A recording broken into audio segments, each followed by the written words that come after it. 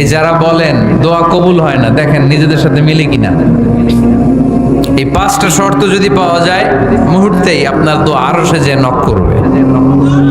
এক নাম্বার শর্ত আকলুল হালাল, হালাল খাওয়া। দুই নাম্বার শর্ত দোয়াটা করতে হবে একজনের কাছে, তিনি কে?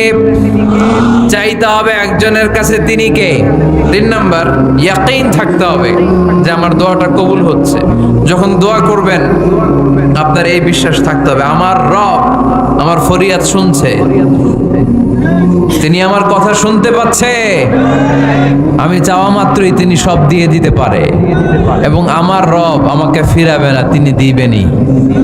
চার নাম্বার শর্ত সালাতু আলা রাসূলিল্লাহ, আল্লাহর হাবিব সাল্লাল্লাহু আলাইহি ওয়াসাল্লামের উপর দুরূদ পড়া।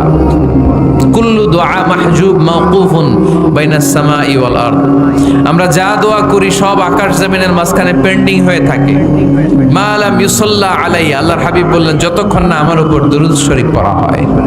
পাঁচ নাম্বার সর্বশেষ শর্ত হলো মুওয়াফাকাতুদ দুআই বিদ-দাওয়াব, শুধু দোয়ায় কাজ হয় না, দোয়ার সাথে মাঝে মাঝে দাওয়ারও দরকার আছে না নাই? দোয়াও লাগবে, দাওয়াও লাগবে, ঠিক কিনা?